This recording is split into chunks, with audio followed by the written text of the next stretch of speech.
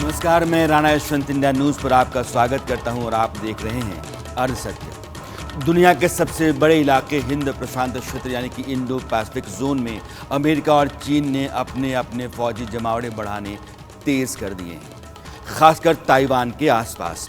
Taiwan की खाड़ी में 4 अमेरिकी वॉरशिप तैनात हैं, जिनमें से एक पर गाइडेड मिसाइल डिस्ट्रॉयर लगे हुए हैं।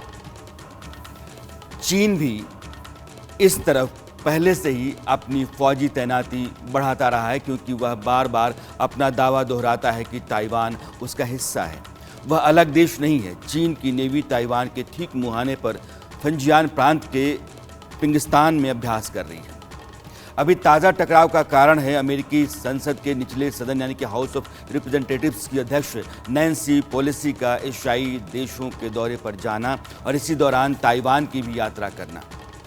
अगर आप अमेरिका के नज़रिए से देखें तो नैन्सी पेलोसी वहाँ राष्ट्रपति और उपराष्ट्रपति के बाद तीसरी सबसे ताकतवर नेता हैं और वे ताइवान जाती हैं तो चीन चुप नहीं बैठेगा, यह तय है। इसी तनाव को देखते हुए अमेरिकी राष्ट्रपति जो बाइडेन ने पिछले गुरुवार की रात चीन के राष्ट्रपति शी जिनपिंग से फ़ोन पर बात की। यह बातचीत करीब 2.25 घंटे चली। इस दौरान भी शी जिनपिंग का अंदाज कई बार धमकी वाला रहा और उन्होंने चेतावनी वाले लहजे में कहा कि जो आग से खेलते हैं वे झुलस जाते हैं।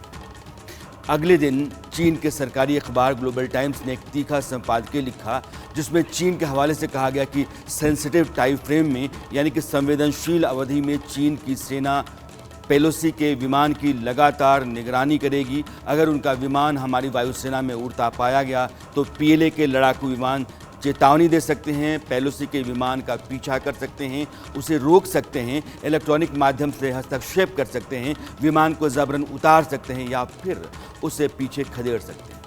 इस प्रक्रिया में जो भी नतीजा होगा उसकी जिम्मेदारी पूरी तरह से अमेरिका की होगी।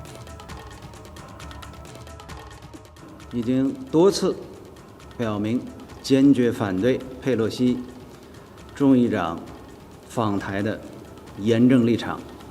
如果美方一意孤行，挑战中方底线，必将遭到坚决反制。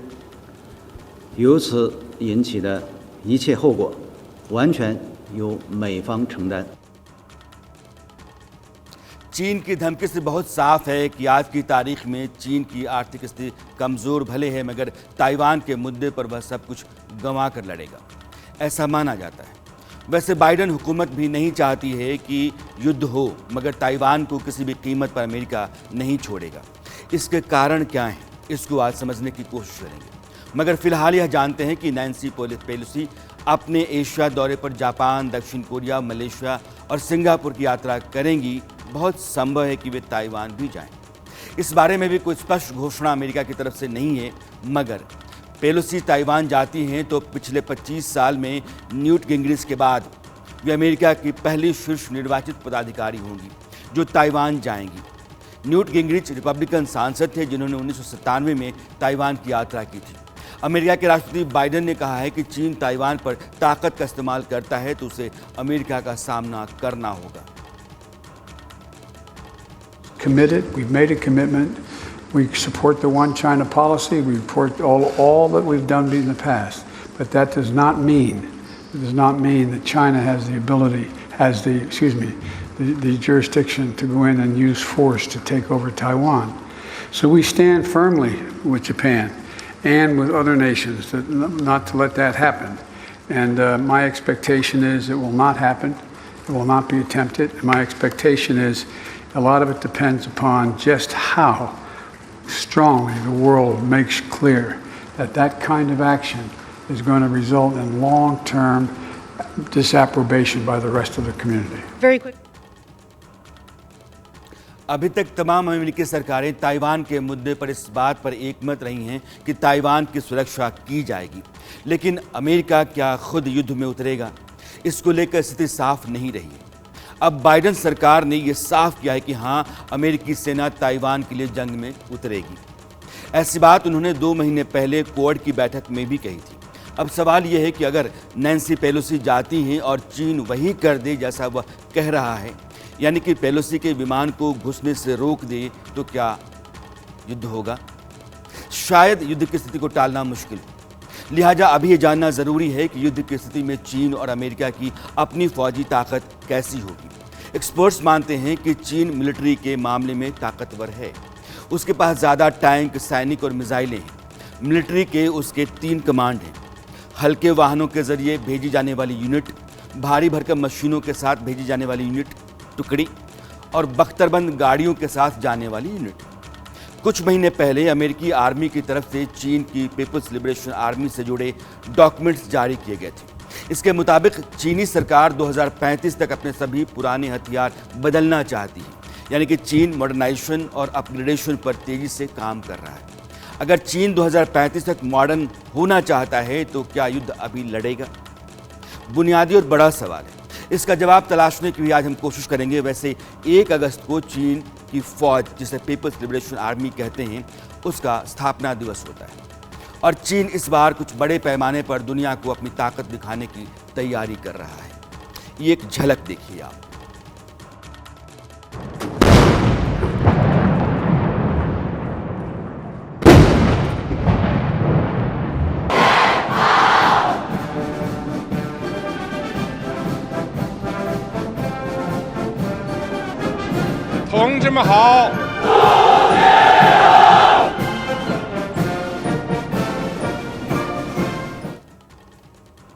चीन की आर्मी ताकतवर है बेशक, मगर अब ये भी जानना चाहिए कि चीन की ग्राउंड फोर्स के लिए ताइवान कितनी बड़ी चुनौती साबित हो सकता है।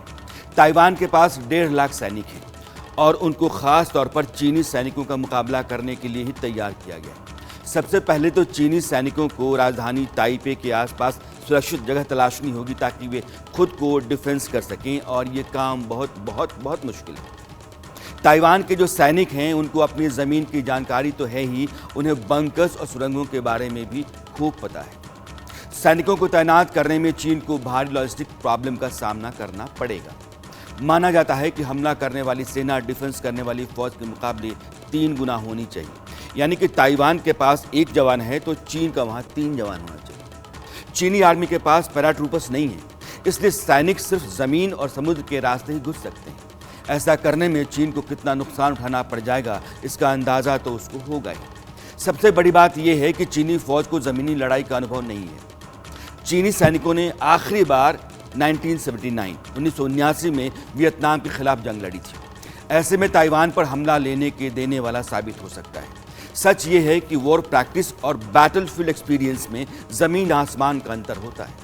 लद्दाख में भारतीय सैनिकों से मुकाबले के दौरान चीन को इस बात का बखूबी अंदाज़ा हो गया। गलवान में खाली हाथ गए भारतीय जवानों ने उनके हथियार बंद स्पेशल कमांडोज की फोर्स की गर्दन मरोड़ दी और फेंक दिया।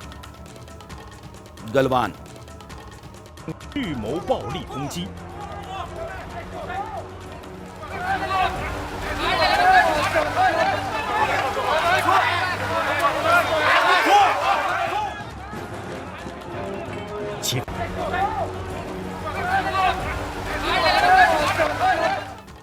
अगर हालात ऐसे बन जाते हैं कि युद्ध टाला नहीं जा सके तो और क्या क्या हो सकता है, इसकी एक तस्वीर रखी जा सकती है। चीन पिछले कुछ साल में अपनी नेवी को बहुत मजबूत करने पर खासा काम किया है और माना यह जाता है कि इसी के बूते वह समंदर के रास्ते ताइवान पर हमला कर सकता है।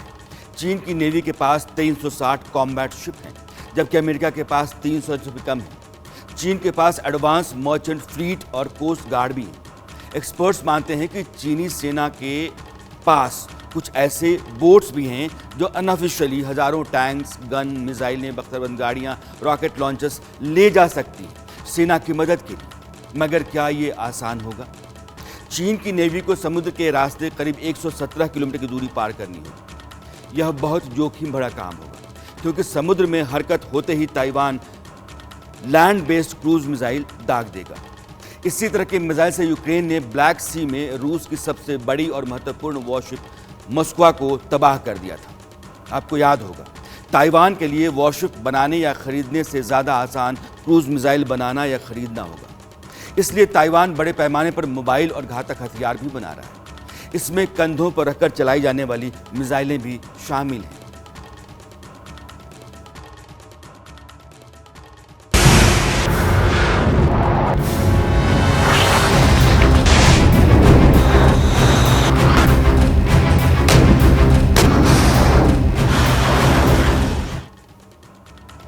ज़मीन से 117 किलोमीटर दूर से आ रहे जहाज़ को, शिप को टारगेट करके उसको नस्तनाबूद कर देना ताइवान के लिए आसान है।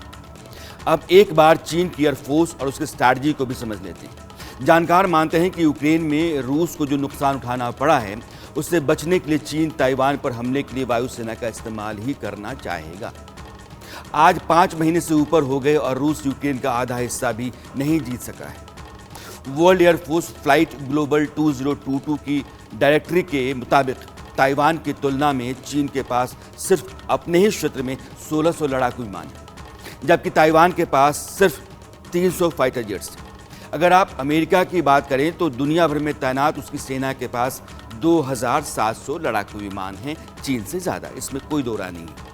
चीन के लिए हवाई हमले भी आसान नहीं होंगे, यह अब परखना ज़रूरी है। जैसे नेवी के ज़रिए हमला मुश्किल है, आर्मी का हमला मुश्किल है, वैसे ही एयरफोर्स का भी आसान नहीं है। पश्चिमी देश ताइवान को हवा में मार करने वाले हथियार दे रहे हैं और उनकी मारक क्षमता ज़बरदस्त है, उनसे बचना मुश्किल है। आप यूक्रेन को देखिए ना, वहाँ पश्चिमी देशों ने ऐसे और इतने हथियार दिए हैं कि रूसी सेना के पसीने छूट गए हैं।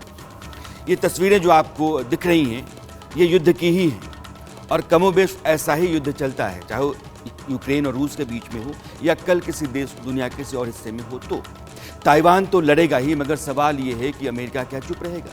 चीन के पास संख्या में एयरक्राफ्ट कैरियर और मिसाइलें ज़्यादा हो सकती हैं, लेकिन अमेरिका के पास अल्ट्रा एडवांस और ज़्यादा मारक क्षमता वाले हथियार और फाइटर जेट्स हैं। जाहिर है चीन के लिए ताइवान आसान अभियान नहीं होगा। तो फिर चीन क्या करेगा? अगर नैन्सी पेलोसी ताइवान पहुंचती हैं और वह अपनी नाक बचाने के लिए ही सही हमला कर देता है, तो जाहिर है उसको अमेरिका से युद्ध लड़ना पड़ेगा। ये स्थिति चीन के सामने है। Centre for new American security का कहना है कि अगर ताइवान को बचाने के लिए चीन और अमेरिका के बीच जंग छिड़ती है, तो ये कुछ वक्त बाद गतिरोध में बदल जाएगी। युद्ध और चीन अमेरिका की सामरिक ताकत की समझ जो लोग रखते हैं, उनका मानना है कि चीन के लिए ताइवान ठीक वैसे ही साबित होगा जैसे रूस के लिए यूक्रेन, मगर चीन को कहीं ज़्यादा नुकसान उठाना पड़ेगा। आज चीन की आर्थिक स्थिति भी कमज़ोर है। अरसद के पिछले एपिसोड में मैंने आपको बताया था कि कैसे चीन में कोयला का उत्पादन कम होने से बिजली का संकट बढ़ा, उसके चलते स्टील, सीमेंट, सैनिटरी वेयर का प्रोडक्शन कम हुआ। नतीजतन रियल एस्टेट के लिए इन चीज़ों का महंगा होना उसकी मुश्किलें बढ़ा गया। चीन के कुछ बैंक दिवालिया हो चुके हैं और हज़ारों बैंकों के दिवालिया होने की आशंका बनी हुई है। चीन का दूसरी तिमाही का ग्रोथ रेट महज 0.4% रहा। ऐसे में क्या वह युद्ध लड़ना चाहेगा? बिल्कुल नहीं। लेकिन शी जिनपिंग के लिए अपनी कुर्सी कहीं ज़्यादा ज़रूरी है, उसकी अहमियत उनकी नज़रों में बहुत है। इस साल अक्टूबर में राष्ट्रपति के चुनाव होने हैं, ऐसे में वे ताइवान के मामले पर झुकता हुआ नहीं दिखेंगे, यह कभी नहीं चाहेंगे। अगर नैन्सी पेलोसी जैसा अमेरिकी नेता ताइवान जाता है, तो चीन जो कह रहा है जिनपिंग उसको करके दिखाना चाहेंगे। अब अपने देश के लोगों को बताना चाहते होंगे कि हम किसी भी कीमत पर झुक नहीं सकते हैं, हम दुनिया की किसी भी ताकत को सबक सिखा सकते हैं। अगर देश के स्वाभिमान पर सवाल आया तो इसके लिए हो सकता है उन्हें बड़ी कीमत चुकानी पड़ जाए। इसलिए मैं कह रहा हूं कि दुनिया एक बेहद खतरनाक मोड़ पर खड़ी है और यह नैन्सी पेलोसी अगर ताइवान गई तो दुनिया पर एक कहरता टूट सकता है। अगर नहीं गई तो अमेरिका की नाक कटेगी। यह भी प्रेसिडेंट बाइडेन नहीं चाहेंगे, इसमें कोई दो राय नहीं है। अब सवाल ये है कि ताइवान को लेकर चीन इतना आक्रामक क्यों रहता है? वह दुनिया को क्यों कहता है कि ताइवान से रिश्ता मत रखो, उससे दूर रहो? दरअसल चीन सरकार मानती है कि मेनलैंड जो चीन है उसका हिस्सा हांगकांग और मकाऊ की तरह ताइवान भी है।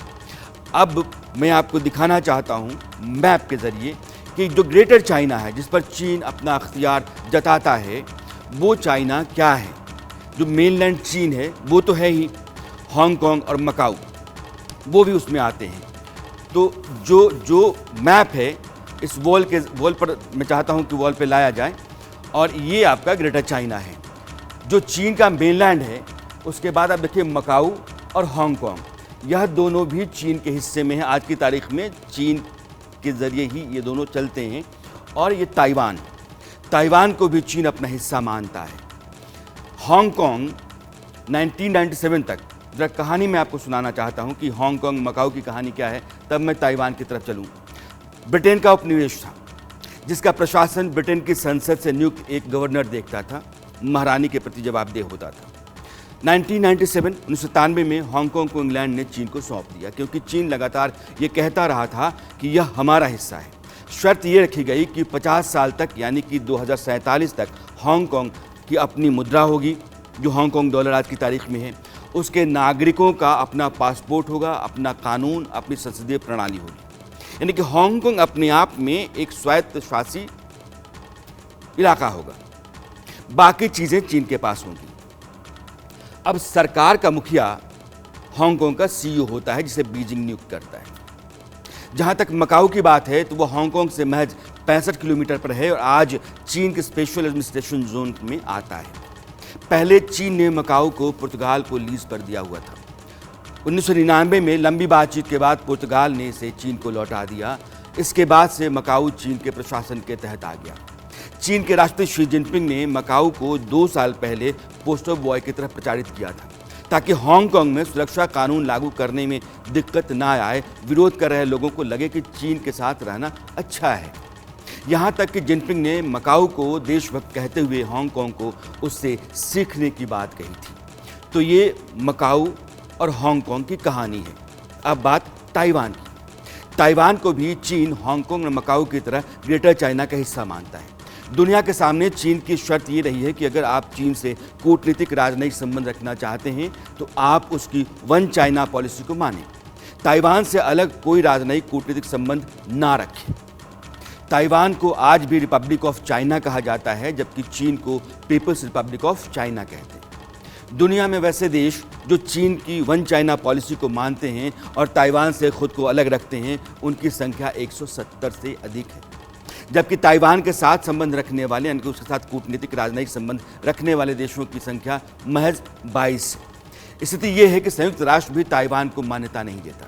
ओलंपिक जैसे अंतर्राष्ट्रीय खेलों के जो आयोजन होते हैं, उसमें हिस्सा लेने के लिए ताइवान को नाकों चने चबाने पड़ते हैं, क्योंकि चीन का विरोध लगातार रहता है कि ताइवान अलग नहीं है, चीन है। जहाँ चीन है वहाँ ताइवान की कोई ज़रूरत नहीं है, उसकी अलग से कोई आइडेंटिटी नहीं है। अमेरिका ने 1979 में ये तय किया, यहाँ से आपको वन चाइना पॉलिसी अमेरिका की सुननी चाहिए, कि ये चीन के साथ अमेरिका राजनयिक कूटनीतिक संबंध रखेगा। तब राष्ट्रपति जिमी कार्टर हुआ करते थे। उन्होंने ताइवान के साथ अमेरिका के रिश्तों को ख़त्म किया और राजधानी ताइपे में दूतावास को बंद कर दिया। लेकिन अमेरिका ने उसी साल ताइवान रिलेशंस एक्ट भी पास किया, जो ताइवान को समर्थन देने की गारंटी देता है। Taiwan relations act, TRA। यह एक्ट कहता है कि अमेरिका को हर हाल में ताइवान की मदद करनी चाहिए ताकि वह अपनी सुरक्षा कर सके।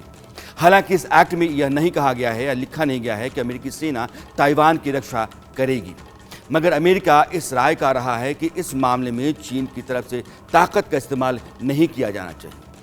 सवाल तो यह भी पूछा जाना चाहिए कि जब आपने वन चाइना पॉलिसी को हरी झंडी दे दी, यानी कि ताइवान चीन का हिस्सा है यह मान लिया, फिर उसकी मदद करने या चीन की तरफ से ताकत का इस्तेमाल नहीं करने की बात कहाँ रह जाती? ये अमेरिकी नीति के लिहाज से सवाल में उठा रहा। लेकिन अमेरिका ने वन चाइना पॉलिसी मानते हुए भी TRA यानी कि ताइवान रिलेशंस एक्ट को भी बराबर का महत्व देता रहा है। यही कारण है कि 1982 में 6 गारंटी नाम से एक नीति शुरू की गई, जिसके तहत ताइवान को अमेरिका हथियार बेचने लगा और उसमें वही फैसला हुआ। ताइवान को लेकर अमेरिका गंभीर रहा है, यह वहाँ की सरकारों ने बार बार साबित किया है। चाहे वो डेमोक्रेट्स हों या फिर रिपब्लिकन, प्रेसिडेंट किसी भी पार्टी का रहा हो। 1996 में अमेरिका और चीन के बीच सबसे अधिक तनाव देखा गया था और उस समय प्रेसिडेंट थे बिल क्लिंटन, जो डेमोक्रेट थे। चीन ताइवान के राष्ट्रपति चुनाव को अपने तरीके से प्रभावित करने के लिए मिसाइल परीक्षण किया था। उस समय बिल क्लिंटन ने इंडो पैसिफिक इलाके में अमेरिका की ताकत का झंडा गाड़ दिया था।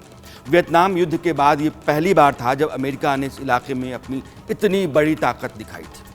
जब ट्रंप ने अमेरिका के राष्ट्रपति का चुनाव जीता 2016 में, तो उन्होंने ताइवान के राष्ट्रपति त्साई इंग वेन से फ़ोन पर बातचीत की थी, जिससे चीन भड़क गया था।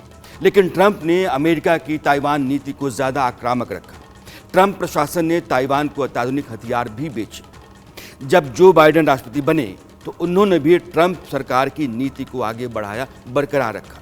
इसी साल जून महीने की शुरुआत में अमेरिकी सेनेटरों का एक दल प्रेसिडेंट बाइडेन के कोविड वैक्सीन डोनेशन प्रोग्राम के तहत बोइंग C-17 विमान से कोरोना का टीका लेकर के ताइवान पहुंचा।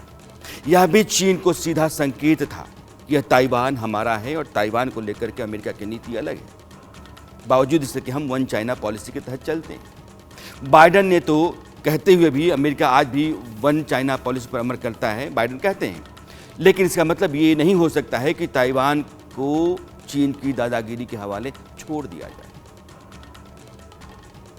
Didn't want to get involved in the Ukraine conflict militarily for obvious reasons. Are you willing to get involved militarily to defend Taiwan if it comes to that? Yes, You are. that's the commitment we made. We agree with the one China policy. We signed on to it and all the attendant agreements made from there. But the idea that it can be taken by force, just taken by force, is just not appropriate. It will dislocate the entire region and be another action similar to what happened in Ukraine. And so it's a burden that is even stronger. अब आप यह भी समझना चाहेंगे कि Taiwan को America क्यों अपनी नाक का सवाल बनाए रहता है। इसका कारण एक तो ये है कि ताइवान उसका ऐसा ठिकाना है जो उसके सबसे बड़े दुश्मन चीन के बिल्कुल पास है।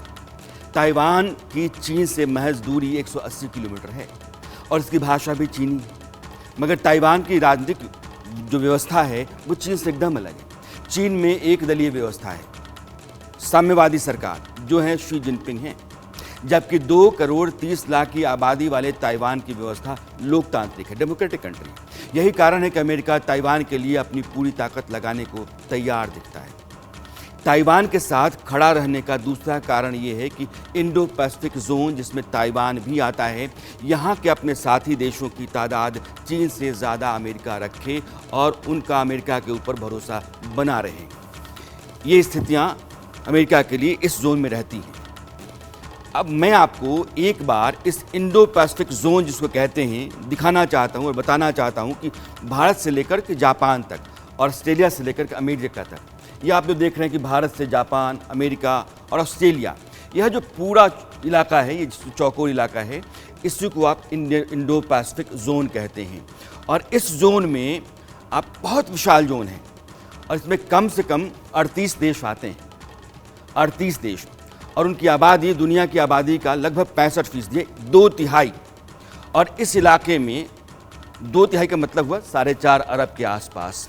जो 10 बड़ी दुनिया की सैन्य ताकतें हैं वो उनमें से 7 इसमें आते हैं, इस दायरे में, जिसको आप इंडो पैसिफिक जोन कहते हैं। इस जोन का दुनिया के कुल GDP में 63% योगदान रहता है। और समुद्र से जो कारोबार होता है, व्यापार होता है, समुद्र से व्यापार का 50% इसी इलाके से होता है, जिसको आप इंडो पैसिफिक जोन कहते हैं। इसीलिए यह बहुत महत्वपूर्ण है और इसमें अमेरिका अपना दखल चाहता है, क्योंकि चीन, साउथ चाइना सी आप ऊपर देखेंगे तो चीन जो चाहता है कि वो पूरा ये इलाका जो है वो उसके नियंत्रण में रहे, यहाँ उसकी तूती बोलती रहे, यहाँ का जो कारोबार हो उस पर भी उसकी नज़र रहे और जैसे भी चाहे दुनिया को अपने मुताबिक वो इस इलाके में चला सके।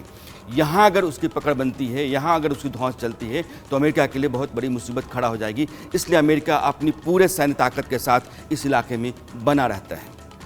अमेरिका ने भारत, ऑस्ट्रेलिया और जापान के साथ सैन्य सहयोग के लिए जो मंच बनाया है, जिसे क्वाड कहते हैं, वो इसी इलाके के लिए, इसी इलाके के, और मकसद है चीन को घेरना। अगर चीन से कभी समंदर में टकराव होता है तो फिर चीन को सबक सिखाया जा सके, इसके लिए क्वाड है।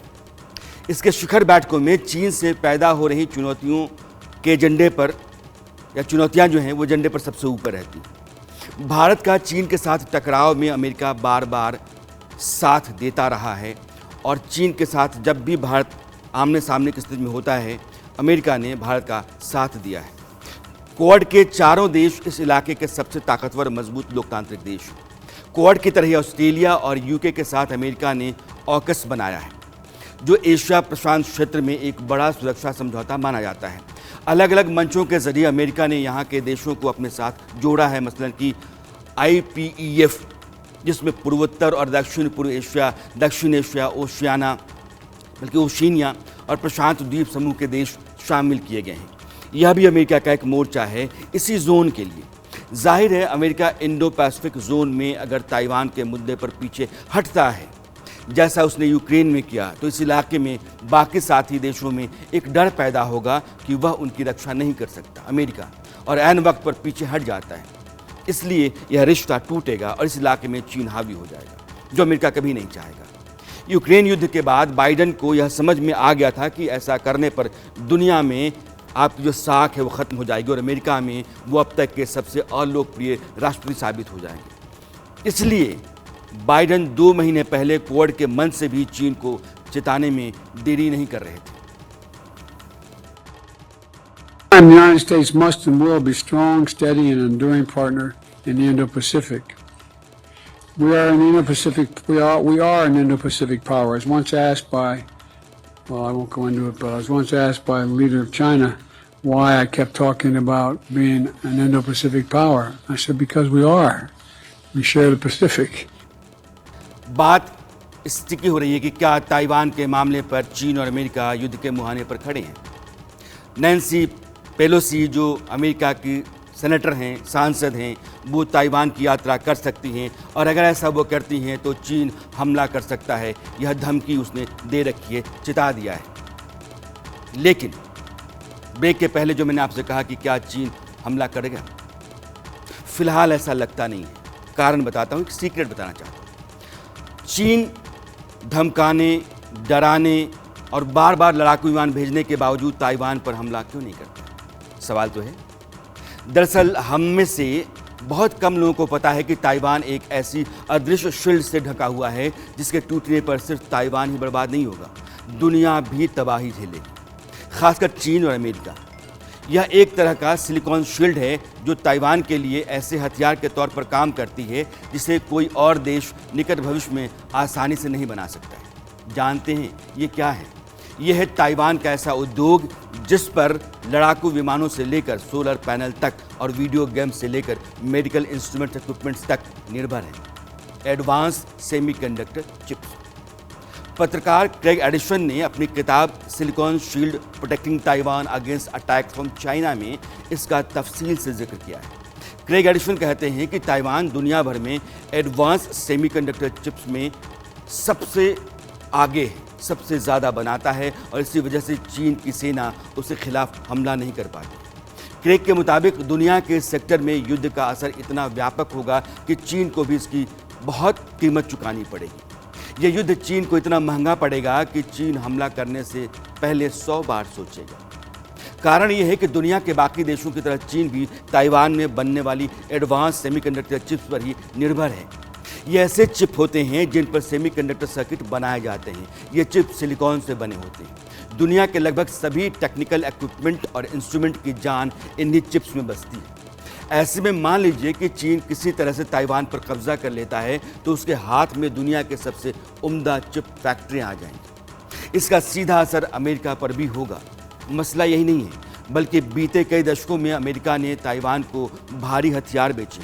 ये सारे के सारे चीन के कब्जे में आ जाएंगे। इसलिए अमेरिका किसी भी कीमत पर हाथ धरे नहीं बैठेगा। अगर चीन हमला कर देता है, वो सिलिकॉन वैली को तबाह होते हुए देखना चाहता है, अपना नुकसान भी झेलने के लिए तैयार रहता है, तब की स्थिति में ऐसे में सवाल ये है कि अगर ताइवान के मसले पर अमेरिका और चीन में जंग छिड़ जाती तो भारत पर से क्या असर होगा? पड़ोसी देश अमेरिका का साथी है क्वाड के जरिए। 1949 में चीन में माओ की अगुवाई में कम्युनिस्टों ने जब सरकार संभाली तो फिर उसने तिब्बत पर कब्जा कर लिया। चीन तिब्बत को हथेली मानता है और वो 5 फिंगर प्लान को, विस्तारवादी जो उसकी नीति है, उसको आगे बढ़ाना चाहता है। ये 5 फिंगर क्या हैं? लद्दाख हिंदुस्तान का, नेपाल, सिक्किम हिंदुस्तान का, भूटान, अरुणाचल हिंदुस्तान का, यानी कि 5 उंगलियों में 3 हिंदुस्तान के हिस्से के हिंदुस्तान का हिस्सा। चीन की सरकार और वहाँ की कम्युनिस्ट पार्टी को लगता है कि इन इलाकों को चीन में शामिल करना चीन का धर्म है। ऐसे में आप यह मानिए कि चीन अगर आज ताइवान को कब्जे में ले लेता है तो कल वह भारत के इलाकों पर और तेज धावा बोलेगा। आज का हिंदुस्तान ऐसा नहीं है कि कमज़ोर है और वह अपनी ज़मीन की हिफाजत नहीं कर सकता, मगर मुश्किल ये होगी कि इस तरह की झड़प और टकराव से देश की तरक्की रुकेगी, रोड़े पैदा होंगी। भारत को लेकर चीन की नीति हमेशा मुंह में राम बगल में छुरी वाली रही है। प्रधानमंत्री मोदी ने भी लड़ने भिड़ने टकराने का मन तब बनाया जब उनको लग गया कि चीन के साथ संबंधों में चाहे जितनी चीनी आप डाल दीजिए, उसके मन में जो तीखापन है, खट्टापन है, वो जाएगा नहीं, उसकी फितरत है।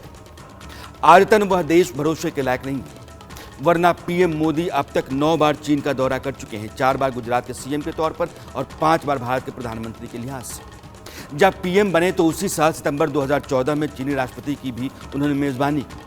अहमदाबाद में साबरमती किनारे वो शी जिनपिंग को ले गए, गांधी आश्रम में चरखा चलवाया और बाद में मोदी के साथ पक्की दोस्ती दिखाते हुए शी जिनपिंग ने हिंडोले में झूला भी झूला। भारत समझौते किए, $20 अरब निवेश का वादा भी किया, मगर अगले 2.5 साल बाद डोकलाम विवाद खड़ा कर दिया। जब नरेंद्र मोदी 2019 में दोबारा प्रधानमंत्री बने, शी जिनपिंग से उस साल अक्टूबर में महाबलीपुरम में अनौपचारिक मुलाकात हुई और अगले ही साल जून 2020 में गलवान हो गया। जिनपिंग को गलवान के बाद ही भारत के सैनिकों की ताकत का अंदाजा हुआ। चीन की तरफ से सिर्फ 4 सैनिकों की मौत का आंकड़ा बताया जा रहा था, लेकिन ऑस्ट्रेलिया के एक अखबार द क्लैक्सन ने अपनी एक इन्वेस्टिगेटिव रिपोर्ट में यह दावा किया कि चीन के कम से कम 38 जवान उसके लीडर के अलावा मारे गए। रिपोर्ट में कहा गया कि भारतीय सैनिकों की मार से वे नदी में डूब कर मर गए। गलवान की झड़प बहुत तीखी थी और हिंदुस्तान के फौजियों का लोहा चीन ने माना।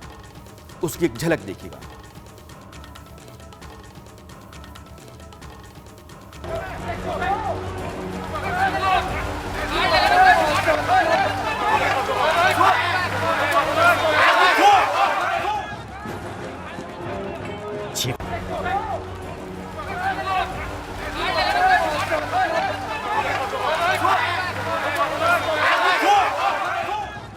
《蓄谋暴力攻击》。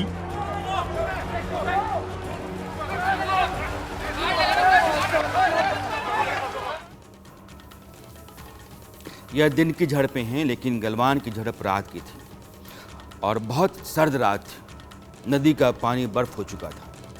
हिंदुस्तान के फौजियों के रगों में फौलाद दौड़ रहा था और उसका असर चीनी सैनिकों पर हुआ, कहर बनकर टूटे। आपको याद होगा, गलवान में भारतीय कर्नल संतोष बाबू अपने कुछ जवानों को लेकर चीन के कैंप में गए थे, ये कहने के लिए कि हमारे इलाके में है, इसको आप लोग हटा दें, कैंप हटाइए। चीन ने वहां अपने सबसे मजबूत कमांडो बुला रखे थे और सब हथियारों से लैस थे। दगा था चीन और भारत के बीच करार है कि दोनों तरफ से जवान गोली नहीं चलाएंगे। चीनी सैनिकों ने हमला कर दिया। हाड़ कपाती ठंड और रात के अंधेरे में नदी किनारे हुई इस खूनी झड़प में भारत के 20 जवान शहीद हुए और देश ने पूरे गर्व के साथ इसे स्वीकार भी किया। मगर चीन अपने सैनिकों की मौत की संख्या को दबाता छिपाता रहा जब तक अमेरिकी खुफिया एजेंसी और कुछ इन्वेस्टिगेटिव रिपोर्ट्स ने उसकी पोल नहीं खोली। नरेंद्र मोदी से पहले 67 साल में सिर्फ 5 प्रधानमंत्रियों ने चीन का दौरा किया। पंडित नेहरू, राजीव गांधी, नरसिम्हा राव, अटल बिहारी वाजपेयी और मनमोहन सिंह उन प्रधानमंत्रियों में शामिल। सबने चीन के साथ रिश्तों को बेहतर करने और शांति के रास्ते पर अच्छे पड़ोसी की मानिंद रहने के वादे लिए। मगर इस देश का चरित्र लुटेरों सा हो, वह वसूलों की बात करे भी तो महज फरेब मानिए। चीन ऐसा ही है और जब भी हिंदुस्तान भरोसा करता है, धोखा होता है। अब देखना यह है कि क्या नैन्सी पेलोसी ताइवान जाती हैं या नहीं। अगर वे पीछे हट जाती हैं तो जैसा मैंने आपसे पहले कहा कि ताइवान ही नहीं बल्कि एशिया पैसिफिक के बाकी साथी देशों को यह मैसेज जाएगा कि उन्हें अमेरिका पर भरोसा नहीं करना चाहिए। चीन जैसे अरुणाचल प्रदेश में दलाई लामा या भारत के प्रधानमंत्री वगैरह के जाने पर एतराज़ करता है, ठीक वैसे ही वह ताइवान में किसी देश के नेता या प्रतिनिधिमंडल को रोकता है। यह तो भारत है जो दलाई लामा को भी ले जाता है और प्रधानमंत्री भी खम ठोक कर जाते हैं। अपने देश में जाने के लिए चीन की चिंता का ख्याल करना थोड़े है, आखिर क्यों किया जाए। मगर चीन है कि अपनी आदत से मजबूर है। वह नैन्सी पेलोसी के जाने को ताइवान में सीधे अमेरिकी दखल मानता है और नैन्सी ऐसा नहीं कि अमेरिका की आम सांसद है, वो लोकतंत्र की मजबूत आवाज़ हैं। 1989 में थियाननमेन चौक पर, चीन की बात मैं कर रहा हूँ, जब चीनी फौज ने 10,000 छात्रों को टैंक चलाकर और गोले दागकर मार दिया था, तो उसी थियाननमेन चौक पर खड़ा होकर नैन्सी पेलोसी ने विरोध जताया था, बैनर लहराया था। ये तस्वीरें उस बात की गवाही हैं जो अभी आप स्क्रीन पर देख रहे हैं। इतना ही नहीं, 2019 में हांगकांग में जब लोकतंत्र समर्थक आंदोलन खड़ा हुआ तो नैन्सी पेलोसी ने उसको अपना समर्थन दिया। ऊपर से अमेरिका ताइवान का पूरा समर्थन तो करता ही है। ऐसे में नैन्सी पेलोसी का ताइवान जाना कई लिहाज से चीन को नीचा दिखा जाएगा। यही कारण है कि वह कह रहा है कि अगर नैन्सी का विमान ताइवान के एयर स्पेस में आया और उनके अमेरिकी वायुसेना ने उनको सुरक्षा दी तो नतीजा कुछ भी हो सकता है, और उसका जिम्मेदार अगर कोई होगा तो सिर्फ और सिर्फ अमेरिका।